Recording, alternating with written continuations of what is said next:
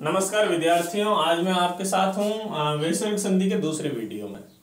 विसर्ग संधि का दूसरा भेद जो आज हम पढ़ रहे हैं वो है उत्वर संधि। देखिएगा उत्वर संधि में क्या होता है। सबसे पहले तो हमने सत्वर संधि पढ़ी थी। सत्वर संधि में देखिएगा विसर्ग था, विसर्ग के बाद में क्या होना चाहिए, वर्ग का पहला दूसरा, मतलब क ख च छ ट ठ त थ प फ। अब देखिएगा उत्वर संधि में नियम है कि विसर्ग होना चाहिए, और विसर्ग हमेशा विसर्ग संधि कब होगी, जब प्लस से पहले विसर्ग होगा तब होगा। और विसर्ग से पहले क्या होना चाहिए, ए, और विसर्ग के बाद में भी आ हो। विसर्ग के पूर्व तथा पर में आ होने पर विसर्ग का क्या हो जाता है, तो विसर्ग का उत्व हो जाता है। कहा उत्व मतलब विसर्ग का ऊ हो जाता है। देखिएगा विसर्ग का ऊ और आ बचता है। फिर देखिएगा हमने एक संधि पढ़ी थी गुण संधि। गुण संधि के अंदर नियम था कि आ और ऊ मिलकर के ओ बन जाता है, तो ये ओ बन गया और प्लस ओ के बाद में आ रहा। फिर देखिएगा हमने एक संधि और पढ़ी थी पूर्व रूप संधि। पूर्व रूप संधि के अंदर नियम था कि यदि ए और ओ की मात्रा के बाद में यदि आ आता है तो आ का अवग्रह हो जाता है और पूर्व रूप रहती है। तो देखिएगा उत्व संधि के अंदर तीन संधि होगी, पहले गुण संधि होगी, पहले उत्व होगा, फिर गुण संधि होगी, फिर पूर्व रूप संधि होगी। देखिएगा यथा यहां पर उदाहरण है कहा प्लस अपि। कहा प्लस अपि उदाहरण यह है। अब देखिएगा यहां पर नियम क्या था कि विसर्ग के पूर्व तथा पर में आ होने पर विसर्ग का ऊ हो जाता है। तो यहां पर देखिएगा विसर्ग से पहले भी का के अंदर आ की मात्रा है और विसर्ग के बाद में भी आ है, तो विसर्ग का क्या हो जाएगा, ऊ हो जाएगा। तो देखिएगा का प्लस आ मैंने इस वाला निकाल दिया है, प्लस विसर्ग है प्लस अपि है। अब देखिएगा विसर्ग के पहले और विसर्ग के बाद में आ होने पर विसर्ग का ऊ हो जाएगा, तो ऊ कर देते हैं हम विसर्ग का आ प्लस ऊ प्लस अपि। अब देखिएगा यहां पर गुण संधि काम करेगी।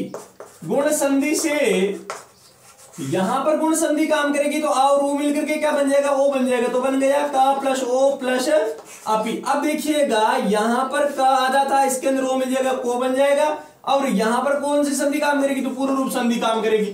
पूर्व रूप संधि काम करके यहां पर बता देगी कोपी। अब देखिएगा जैसे को अयम या को असौ।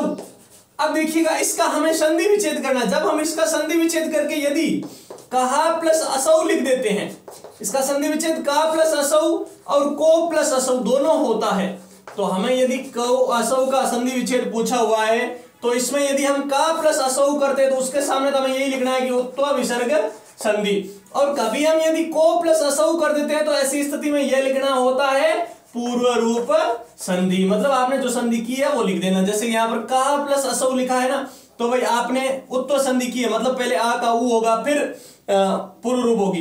किंतु यहां पर यदि आपने को प्लस असौ लिखा है तो आपने सीधी पूर्व रूप संधि की है। समझ में आ गया। देखिएगा विसर्ग के पूर्व तथा पर में आ होने पर विसर्ग का ऊ हो जाता है, वो भी उत्व होता है। उत्व का मतलब ऊ होना। फिर देखिएगा उत्व होने के बाद में यहाँ पर गुण संधि भी होती है इसमें और पूर्व रूप संधि है। दोनों संधि आपने पहले से पढ़ रखी है, कोई दिक्कत नहीं है। अब देखिएगा एक दूसरा नियम और है इस संधि का ही। देखिएगा दूसरा नियम क्या है। दूसरा नियम है जिसके अंदर विसर्ग के पूर्व में आ तथा विसर्ग के पर में आ कोई जरूरी नहीं। दूसरे नियम में यह है कि विसर्ग के पूर्व में तो आ होना चाहिए और विसर्ग के पर में वर्ग का तीसरा चौथा पांचवा। तीसरा चौथा पांचवा आप जानते होंगे ना भाई। जैसे का ख, प्रत्येक वर्ग 5 वर्ग होते हैं जिसमें का ख च छ पहला दूसरा वर्ण तो हमने ले लिया था। अब पीछे बच गए ग ग ड ज झ य, ऐसे 5 वर्गों के जो पीछे बच गए, तीसरा चौथा पांचवा वर्ण वो, और य व र ल और ह ये वर्ण हो तो भी विसर्ग का उत्व हो जाता है।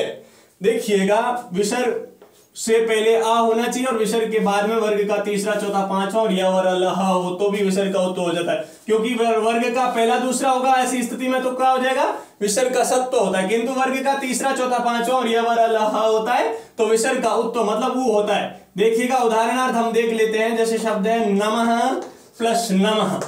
अब देखिएगा नमः प्लस नमः में विसर्ग है। विसर्ग से पहले क्या आया हुआ, विसर्ग से पहले आ है, न म के अंदर आ स्वर है और फिर विसर्ग है और विसर्ग के बाद में न आया हुआ है।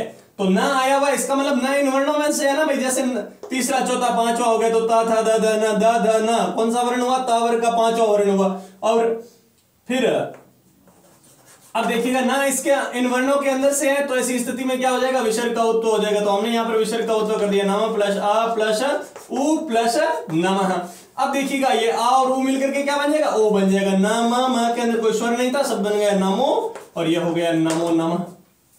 अब जैसे देखिएगा शब्द है रामो हसति, रामो हसति, इसमें देखिएगा क्या है, रामः प्लस हसति, रामः प्लस हसति। यहां पर देखिएगा विसर्ग है, विसर्ग से पहले आ आया हुआ है और विसर्ग के पर में ह, मतलब देखिएगा वर्ण क्या आती है, वर्ग का तीसरा चौथा पांचवा कोई भी वर्ण हो सकता है, या फिर या व र ल ह में से वर्ण हो तो विसर्ग का क्या हो जाएगा, उत्व हो जाएगा।